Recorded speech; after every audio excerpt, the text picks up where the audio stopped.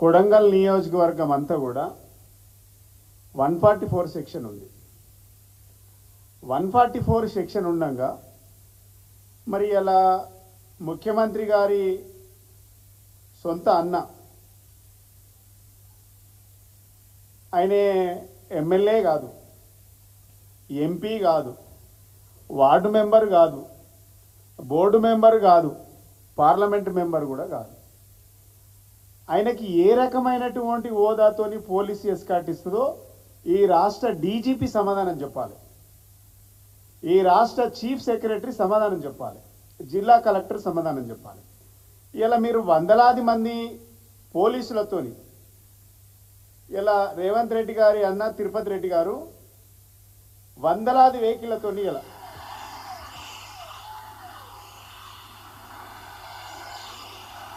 వందలాది వెహికల్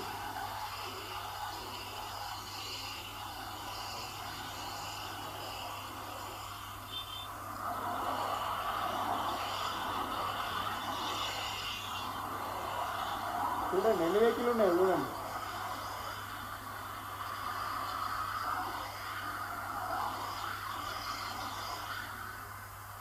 దాదాపుగా 100 vehicles, 100 vehicles. ఇప్పుడు లగచెర్ల గ్రామాన్ని, లగచెర్లలో ఉన్నటువంటి తాండాలన్నీ ఈ ప్రజాస్వామ్యాన్ని కూని చేసి ప్రభుత్వం లగచెర్ల తాండాలన్నింటినీ కూడా ఒక రజాకర్ల పాలనగా నడిపిస్తూ ఉన్నది కాంగ్రెస్ పార్టీ. ఆ రజాకర్ల మూటా నాయకుడు ఎవరంటే ఈయనే 100 వెహికల్లతో తీరేటైంది. ఇలా దీనికి సమాధానం చెప్పండి. ఇలా ముఖ్యమంత్రి గారి అన్నకు ఏ విధంగా ఎస్కాట్ ఇస్తారు, మరి అది ఏ క్లాజులు ఉందో చెప్పాలి. ఇలా బీజేపీ పార్టీ ఎంపీ పోతేనేమో ఎస్కాట్ లేదు, అవమానపరుస్తారు, అది వాళ్ళ పార్టీ విషయం. కానీ ప్రజాస్వామ్యంలో ఉన్నాం కాబట్టి ఒక పార్టీగా మాట్లాడాల్సినటువంటి అవసరం, బాధ్యత ఉన్నది. ఏ పదవి లేనికేమో కలెక్టర్ వచ్చేమో బోకే ఇస్తారు, అధికారులు వచ్చేమో శాలువలేసి మీరు దగ్గరుండి తీసుకుపోతారు, స్వాగతం పలుకుతారు. మా భూములు మాకే కావాలి, మా భూములు గుంజుకోవద్దనేసి రైతులు కడుపు మండి వాళ్ళ గుండె పగిలి వాళ్ళు తిరగబడితే అది ప్రజాగ్రహం. ఎవరు ఆ పార్టీలో ఎవరు కూడా వాళ్ళ వెనక ఏ పార్టీ లేదు, అది ప్రజాగ్రహం, రైతు ఆగ్రహం. నిన్న అన్నది కదా ఒక అవ్వ, మూడు అడుగుల జాగా పోతేనే తలలు పలుకొట్టుకుంటారు, నాది 3 ఎకరాల పొలం పోతుంది, మేము ఎందుకు ఊకుంటాం, 100 ఎకరాలు పోతుంది అని చెప్పిండ్రు. ఇలా ఏ బేసిక్లో అయితే మీరు ఫార్మా సిటీ, ఫార్మా విలేజ్ కట్టాలనుకుంటున్నారో చేతనైతే ఈ ప్రభుత్వానికి ఏం చేయాలి, ఫస్ట్ సేకరణ తీసుకోవాలి, ప్రజలతో మాట్లాడాలి, ప్రజలను మెప్పించాలి, ప్రజలను ఒప్పించాలి. ఏది చేత కాకుండా రాత్రే ఒక రజాకార్ల పాలన లెక్క రాత్రి దాడులు చేసి వాళ్ళ మీద గుండాలతో కొట్టించి తొక్కించి పోలీసులతో కేసులు పెట్టి ఇలా వాళ్ళ భూములు లాక్కుంటామంటే ఇది ప్రజాస్వామ్య పాలనలో ఉన్నామా, రజాకార్ల పాలన ఉన్నామా ఒకసారి ఆలోచన చేయాలి. నాకు తెలిసి సమైక్య రాష్ట్రంలో కూడా ఇంత నిర్బంధము, ఇన్ని అక్రమ అరెస్టులు, ఇన్ని నిర్బంధాలు లేవు. ఇలా మీరు 6 గ్యారంటీలను పెట్టిండ్రు. 6వ గ్యారంటీ తర్వాత 7వ గ్యారంటీ ఈ ప్రజాస్వామ్యాన్ని రక్షిస్తాం, ప్రజాపాలన అని పెట్టుకున్నారు. 7వ గ్యారంటీ కింద ఇది రజాకాల పాలన నడుస్తుంది. ఆనాడు కేసీఆర్ గారు 4000 ఎకరాలకు గిరిజన తాండాల్లో ఉన్నటువంటి గిరిజన బిడ్డలకు 4000 ఎకరాల పోడు భూములకు పట్టాలు ఇచ్చింది బీఆర్ఎస్ ప్రభుత్వం. ఆ పట్టాలు ఇచ్చినటువంటి భూముల మీద ఇలా గుండాలతోని, రౌడీలతోని ఇలా గిరిజన బిడ్డలను తొక్కిస్తూ పోలీసు బూట్ల ఇనుప చప్పుళ్ల మధ్యలో ఇలా లగచెర్ల గ్రామాలు తాండాలన్నీ ఉన్నాయంటే ఇది డెఫినెట్గా రజాకార్ల పాలన అని మనకు అర్థమవుతా ఉన్నది.